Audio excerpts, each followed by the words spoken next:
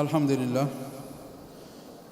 আজকে আমরা 15তম তারাবিতে পবিত্র কোরআনের 18 নং পারা তেলাওয়াত করেছি। আজকের তেলাওয়াতকৃত তারাবির অংশে আমরা সর্বপ্রথম সূরাতুল মুমিনুন তেলাওয়াত করেছি, তারপরে সূরা নূর তেলাওয়াত করেছি এবং সূরা ফুরকান শুরু করেছি, এটা শেষ হয় নাই। আজকের তেলাওয়াতকৃত অংশে সর্বপ্রথম আমরা যে সূরাটা তেলাওয়াত করেছি সেটা হলো সূরাতুল মুমিনুন। মুমিন অর্থাৎ আমরা মুমিন যারা আছে, মুমিন মুসলমান, এদের নামে সূরার নামকরণ করা হয়েছে। এই সূরার শুরুতে একদম প্রারম্ভে আল্লাহ তাআলা সফল মুমিন কারা, সফল মুমিনের 6টা অথবা 7টা গুণ বর্ণনা করছে। এই 6টা এবং 7টা গুণ যে সমস্ত মুমিনের ভিতর থাকবে এরা হইল সফল মুমিন। উলাইকা হুমুল ওয়ারিসুন আল্লাযীনা ইয়ারিসুনাল ফিরদাউস হুম ফিহা খালিদুন। এরা শুধু সফল মুমিন নয়, তাই নয়, এরা সফল মুমিন এবং এরা জান্নাতুল ফিরদাউসের মালিক হবে। সুবহানাল্লাহ। সাধারণ কোনো জান্নাত না, জান্নাতের মধ্যে যেটা টপ লেভেল, সর্বোচ্চ পর্যায়ের জান্নাত, জান্নাতুল ফিরদাউস।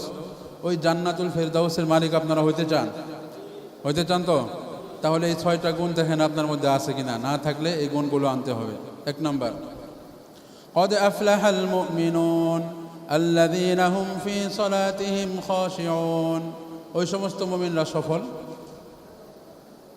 যারা সামনে আগত এই কয়েকটা গুণে গুণান্বিত। 1 নম্বর, আল্লাযীনা হুম ফি সালাতিহিম খাশিউন, যারা যখন নামাজ পড়বে নামাজের মধ্যে খুশুর সাথে নামাজ পড়ে, নামাজের মধ্যে একাগ্রতা থাকে, নামাজের মধ্যে দুনিয়াবি কোনো খেয়াল থাকে না। এবার আসুন আমরা মিলাই দেখি যে আমাদের মধ্যে এই গুণ আছে কিনা, নাকি আমরা যখন নামাজে দাঁড়াই তখন নামাজের মধ্যে থাকা আমাদের মন চলে যায় আমাদের দোকানে, ব্যবসায়, বাহিরে, বাজারে, ফ্যামিলিতে। এইটা এখন আমরা নিজেরা জাস্টিফাই করার বিষয়। যদি এই গুণটা আমার মধ্যে না থাকে তাহলে এই গুণটা আজকে থেকে আমরা অর্জন করার চেষ্টা করি। আবার নামাজে আছে অনেকে নামাজে দাঁড়ায়া নাচানাচি করে, প্রথমে এই পায়ে ভর দেয়, পরে ওই পায়ে ভর দেয়, কি একটা নাচানাচির যে একটা অবস্থা। অথচ সাহাবায়ে কেরাম থেকে বর্ণিত আছে, সাহাবায়ে কেরাম যখন মরুর বুকে, যখন তারা বিভিন্ন জায়গায় সফরে যেতেন, মরুর বুকে যখন তারা নামাজে দাঁড়াতেন এমনভাবে ধীরস্থিরভাবে তারা নামাজ পড়তেন যেন মরুর যে পাখি আকাশের, এই পাখিরা মনে করতো এটা একটা খেজুর গাছ, এটা মানুষ, এটা ভাবতে পারতো না। এমনভাবে স্থিরভাবে দাঁড়ায় থাকতো, এরা মানুষ হইতে পারে না। মানুষ হলে তো হালকা হলেও নড়তো, এটা হালকা পাতলাও নড়ে না। তো পাখিরা তাদের কাঁধে মাথায় এসে বসে থাকতো। সুবহানাল্লাহ। এটা হলো সাহাবায়ে কেরামের নামাজ ছিল। নামাজে যখন দাঁড়াইতেন আল্লাহর সামনে তখন কতটা সতর্কতা এবং খুশু নিয়ে তারা দাঁড়াইতেন, বিষয়টা চিন্তা করেন। আর আমরা নামাজে দাঁড়াইলে খালি এই যে নাড়াচাড়া, এসে আগে পিছে, মশা কামড় দেওয়ার আগে মশারে আগে 14 গোষ্ঠী তাড়াই দেয় আগে, মশা কামড় তো দিতেই পারে না। আর হযরত আলী রাদিয়াল্লাহু আনহুর পায়ে তীর বেঁধে গেছে, তীর টেনেও বের করতে পারছে না সাহাবীরা। আল্লাহ নবী হযরত বেলালকে বলেন, বেলাল তুমি আজান দাও। বেলাল আজান দিলেন, আজান দেওয়ার পরে তাড়াতাড়ি নামাজে দাঁড়াইছে। অন্যদিন যে সময় দাঁড়াইছে একটু আগে দাঁড়ায় গেছে এবং 2জন সাহাবীকে বলে রাখছে, আমি যখন ইমামতিতে দাঁড়াইবো, আলী যখন আমার পিছে ইক্তেদা করবে, তখন তোমরা 2জন গিয়ে টান দিয়ে তীর খুলে ফেলাইবা, দেখবা আলী টের পাবে না। আসলেও নামাজ শুরু করছে। নামাজ যখন শুরু হয়ে গেছে, তেলাওয়াতের মন্ত্রমুগ্ধ আকারে যখন তিনি আল্লাহ রাসূলের তেলাওয়াত শুনতেছিলেন, তখন তার পায়ের থেকে 2জন সাহাবী যায় টান মেরে তীর বের করে আনছে, তিনি খবর পান নাই। এই ছিল সাহাবীদের নামাজ, আর এই হলো আমাদের নামাজ। এই জন্য 1 নম্বর যে গুণ সেটা হলো নামাজের মধ্যে একাগ্রতা থাকতে হবে। আল্লাযীনা হুম ফি সালাতিহিম খাশিউন। 2 নম্বর গুণ, ওয়াল্লাযীনা হুম আনিল লাগবি মুরিদুন, যারা অনর্থক অযথা কাজ থেকে বিরত থাকে। হযরতে আবু দাউদ রাহমাতুল্লাহি আলাইহি তিনি বলেছেন যে শরীয়তে তো লক্ষ লক্ষ হাদিস আছে, ইসলামে আল্লাহ নবীর লক্ষ লক্ষ হাদিস আছে।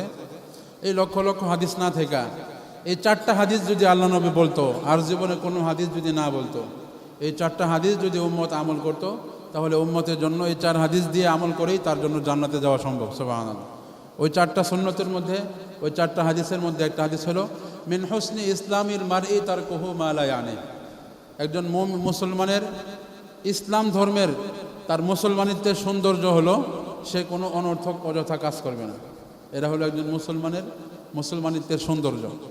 আর আল্লাহ তাআলা এখানে মুমিন, সফল মুমিনের 2 নম্বর গুণ বলতেছে, ওয়াল্লাযীনা হুম আনিল লাগবি মুরিদুন, যারা অনর্থক অযথা কাজ থেকে নিজেকে বিরত রাখে। আমরা দেখি এবার কত কিছু করি আমরা, অনর্থক কাজ আছে না? মোবাইলের পিছনে ঘন্টা ঘন্টা সময় দিই।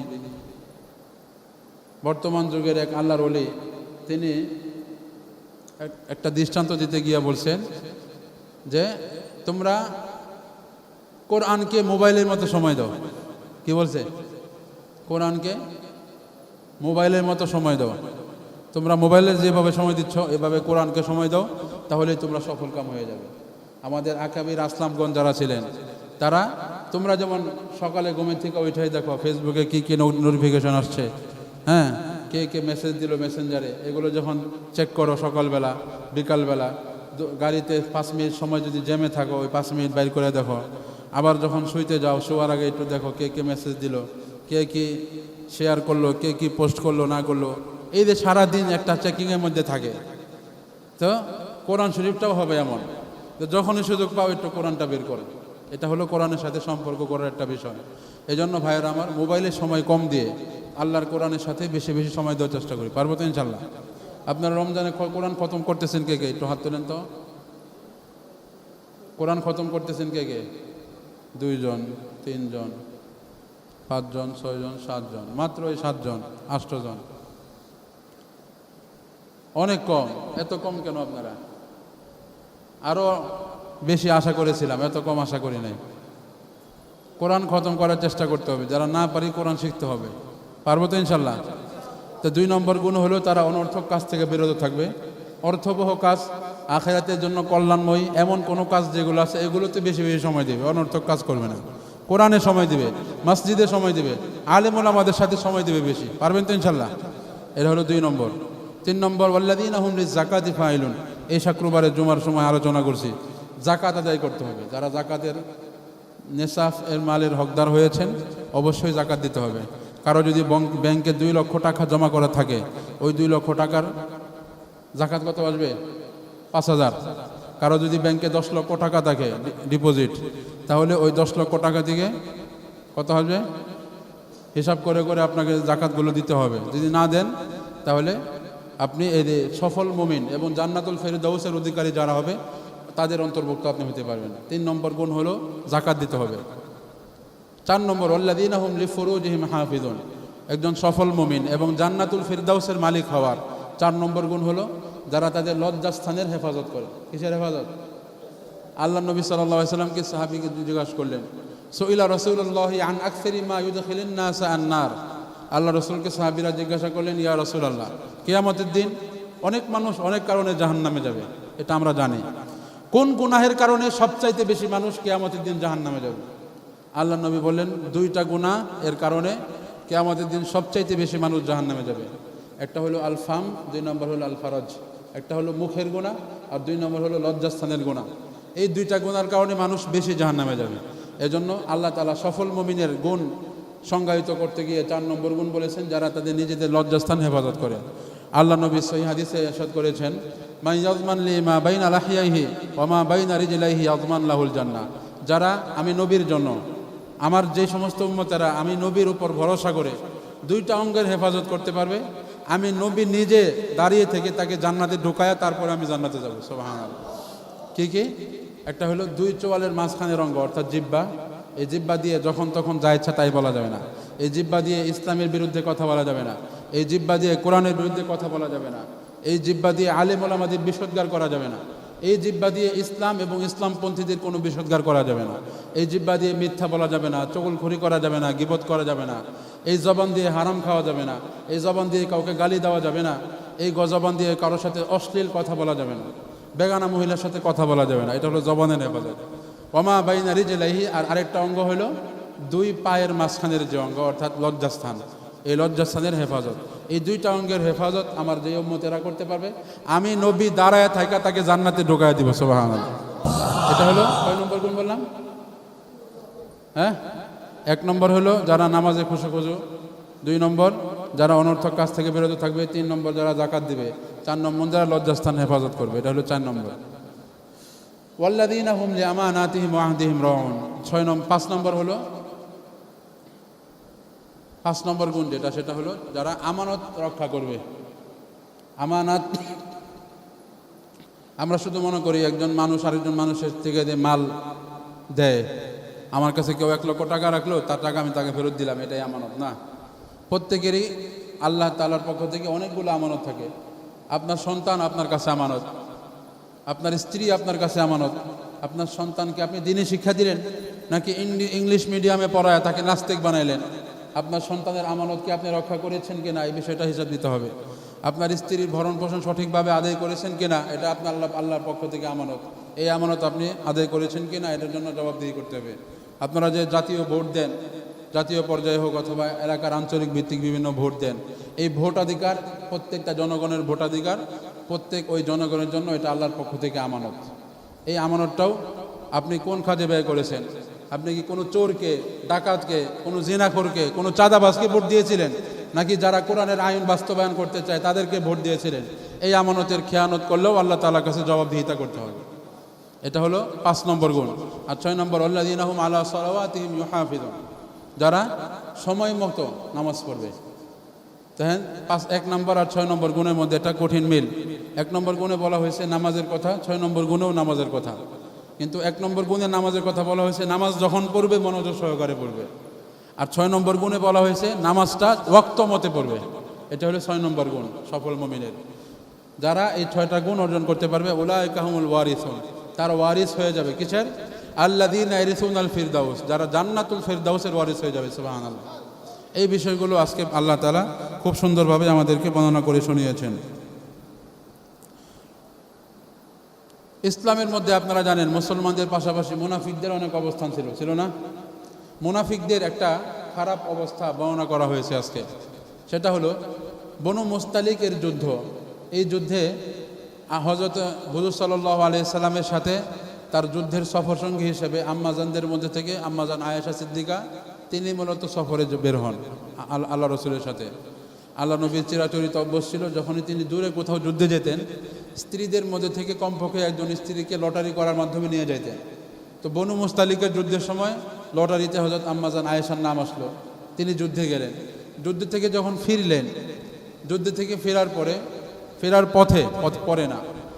পথে একটা জায়গায় যখন সফরের বিরতি দিল, তখন সফরের বিরতিকালে আম্মাজান আয়েশা গেলেন প্রাকৃতিক ডাকে সাড়া দেওয়ার জন্য, তাদের ইস্তেনজা সারার জন্য।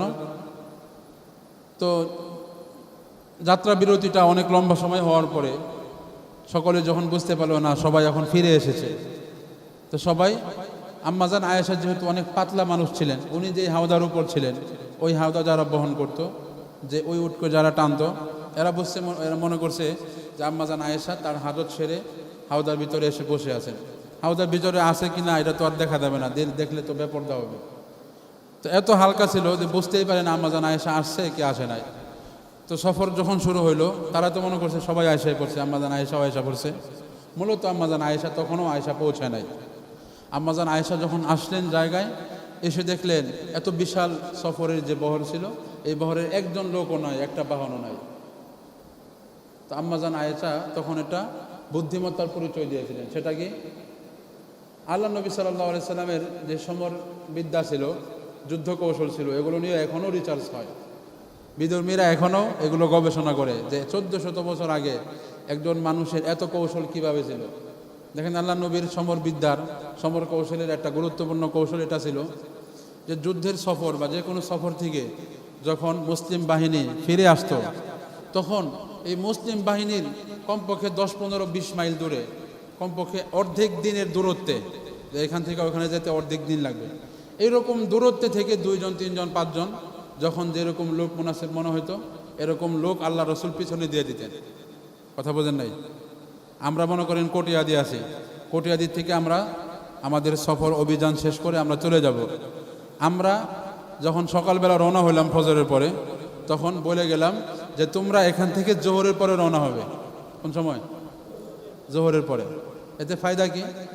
ফায়দা হলো যেহেতু মরু এলাকা, আমরা অনেক সময় অনেক কিছু আমাদের ভুলে ফেলে আসতে পারি, আমাদের কোনো লোক হারিয়ে যেতে পারে, আমাদের মহামূল্যবান কোনো জিনিস এটিগুলো ফেলে যেতে পারে। তো পরবর্তীতে তোমরা 5 জন যখন আসবা তখন তোমরা অবশ্যই রাস্তার চতুর্দিকে খেয়াল করতে করতে যাইবা। আমাদের কোনো লোক হারায় গেলে তাকেও নিয়ে আসবা, আমাদের মূল্যবান কোনো জিনিস পাইলে সেগুলোও নিয়ে আসবা। দেখলেই তো বোঝা যাবে এগুলো আমাদের কাফেলার জিনিস কিনা। তো এই কথাটা আম্মাজান আয়েশার মনে হয়ে গেল। মনে হওয়ার পরে তিনি বুদ্ধিমত্তার পরিচয় দিয়ে তিনি পিছনে নাও দৌড়ায়া, আমাদের বর্তমান যুগের মহিলারা হইলে তো তাড়াতাড়ি দৌড়িয়া দিয়ে পারি কিনা, উনি বিচক্ষণতা পরিচয় দিয়ে না দৌড়ায়া যেই জায়গায় কাফেলা থামছিল ওই জায়গাতেই একটা গাছের গোড়ায় তিনি শুয়ে পড়লেন, শুয়ে ঘুমায় গেলেন অপেক্ষা করতে করতে। যে আল্লাহ নবী কিছু দূর যাওয়ার পরে যখন বুঝতে পারবে, টের পাবে যে আমি নাই, তখন হয়তো ওইখান থেকেই সফর বিরতি দিয়ে আমার জন্য লোক পাঠাবে, অথবা পিছনে তো লোক আছেই, এরাও হয়তো আমাকে পেয়ে যেতে পারে। তো যেই কথা সেই কাজ তিনি যখন ঘুমাইলেন, অনেকক্ষণ পরে হযরত সফওয়ান ইবনে মুআত্তাল রাদিয়াল্লাহু আনহু তিনি ছিলেন ওই পিছনের ওই দলের অন্তর্ভুক্ত। উনি যখন আসলেন, আয়েশা এক নজর দেখলেই তিনি আম্মাজান আয়েশাকে চিনে ফেলেন। কিভাবে ছিলেন? আম্মাজান আয়েশা কি পর্দা করতো না? পর্দা করত। তবে সফওয়ান ইবনে মুআত্তাল, আম্মাজান আয়েশা এরা যেহেতু একই গ্রামের লোক, পর্দার বিধান নাজিল হওয়ার পূর্বে একজন আরেকজনকে দেখছে কিনা? দেখছে না? ওই আগের চিনার হিসাবে আম্মাজান আয়েশাকে দূরে থেকে একবার দেখেই ইন্না লিল্লাহ পড়লেন। আর আম্মাজানও এই ইন্না লিল্লাহ শব্দ শুনে সাথে সাথে ঘুম থেকে উঠে নিজেকে সুন্দর করে ঢেকে নিলেন। এরপরে সফওয়ান তার সাথে যে বাহন ছিল এই বাহনটা নিচু করলেন। আম্মাজান আয়েশা বাহনে উঠলেন, উনি বাহনটা টেনে টেনে টেনে টেনে একদম মদিনা পর্যন্ত এসে বাকিদের সাথে মিললেন। এই যে ঘটনাটা ঘটলো, এই ঘটনাটা ঘটার পরে একদল মুনাফিক তারা মিথ্যা রটাইল যে আম্মাজান আয়েশা সিদ্দিকা তিনি ইচ্ছা করে পিছনে আসিলেন সফওয়ান ইবনে মুআত্তালের সাথে অপকর্মে লিপ্ত হওয়ার জন্য। নাউজুবিল্লাহ। এদের মধ্যে ছিল মদিনার মুনাফিকের সর্দার আব্দুল্লাহ ইবনে উবাই ইবনে সলুল। এর সাথে না বুঝে কিছু সঠিক সরল মনা মুসলমান যারা আসলেও মুসলমান ছিল, মুনাফিক না, এরকম দু একজন সরল মনা মুসলমানও এদের সাথে তাল মিলায় বলতে লাগলো, হ্যাঁ আয়েশা আসলেও তো আয়েশা জিনা করছে, জিনা করার জন্যই তিনি পিছনে রয়ে গেছেন, এরকম একটা অবস্থা। এরপরে এর বিস্তারিত ঘটনা বর্ণনা করা হয়েছে। আম্মাজান আয়েশার সাথে আল্লাহ রসুল দীর্ঘদিন কথা বলে নাই, ওনাকে তার বাবার বাড়ি পাঠিয়ে দিয়েছেন। বাবার বাড়ি পাঠানোর পরে দীর্ঘদিন পরে তিনি কান্না করতে করতে 3 দিন টানা একসাথে ঘুমায় নাই। এরপরে আল্লাহ নবী সাল্লাল্লাহু আলাইহি সাল্লামের উপর আল্লাহ তাআলা আয়াত নাজিল করে আম্মাজান আয়েশা যে পুত পবিত্র, তোনার যে কোনো অপরাধ নাই, তিনি যে কোনো খারাপ কাজ করে নাই, এই বিষয়টা সরাসরি কোরআনের মধ্যে সূরা নূরের মধ্যে আয়াত নাজিল করে আল্লাহ তাআলা জানাই দিলেন। সুবহানাল্লাহ। এই ঘটনাটা বর্ণনা করা হয়েছে। একজন লোক ছিল মুসলমানদের মধ্যে, যিনি মুনাফিকদের সাথে তাল মিলায়া উনিও আম্মাজান আয়েশাকে বিশুদ্ধার করতেছিল। ওনার নাম ছিল মিস্তা। তো উনি এমন গরিব ছিলেন যে হযরত আবু বকর সিদ্দিক প্রতি বছর তাকে একটা নির্দিষ্ট পরিমাণ অঙ্ক দান করতেন। ওই দানের উপর ভিত্তি করে সে জীবনযাপন করত। হযরত আবু বকর সিদ্দিক যখন দেখলেন যে মদিনার মুনাফিকদের সাথে যাকে আমি প্রতি বছর নিয়মিত টাকা পয়সা দিই, সহযোগিতা করি, এই লোকটাও দেখি আমার মেয়ের নামে বিশুদ্ধার করতেছে, আল্লাহ নবীর স্ত্রীর নামে বিশুদ্ধার করতেছে, তখন আবু বকর সিদ্দিক কসম খাইলেন যে আল্লাহর কসম, আমি যত মানুষের আর দান করি এই শয়তানের আর দান করুন না, আমার মেয়েটারও ছাড়লো না। মুনাফিকদের সাথে তাল মিলায় সেও আমার মেয়ের সাথে আমার মেয়ের ব্যাপারে খারাপ ধারণা করতেছে। তখন আল্লাহ তাআলা আয়াত নাজিল করলেন। আয়াত নাজিল করে বললেন যে কোনো মুমিনের জন্য উচিত হবে না কোনো নেক কাজ না করার জন্য কসম খাওয়া। কোনো এই নেক কাজ আমি করব না এরকমভাবে কেউ যেন কসম না খায়। কেউ যদি কসম খায়ও সেই জন্য তার কসম ভঙ্গ করে। ওয়ালিয়াফু ওয়ালিয়াসফাহু আলা তুহিব্বুনা ইয়াগফিরুল্লাহু লাকুম, তারা যেন একজন আরেকজনকে ক্ষমা করে দেয়। কেউ যদি কারো উপর যদি রাগান্বিত হয়ে থাকে, কোনো কারণে কষ্ট পেয়ে থাকে, একজন আরেকজনকে যেন ক্ষমা করে দেয়। আলা তুহিব্বুনা ইয়াগফিরুল্লাহু লাকুম, তোমরা কি এটা পছন্দ করো না যে তোমরা একজন আরেকজনকে ক্ষমা করবে আর আল্লাহ তাআলা স্বয়ং তোমাদেরকে ক্ষমা করে দেবে? সুবহানাল্লাহ। তখন এই আয়াত নাজিল হওয়ার পরে হযরত আবু বকর সিদ্দিক তার কসম ভাঙা ফেললেন, কসম ভাঙা কসমের কাফারা আদায় করলেন এবং আগে যেভাবে এই মিস্তাহকে তিনি যেমন যে পরিমাণ অর্থ দান করতেন ওই পরিমাণ অর্থ তিনি আবার তাকে দান করা শুরু করলেন। এই বিষয়গুলো বর্ণনা করা হয়েছে।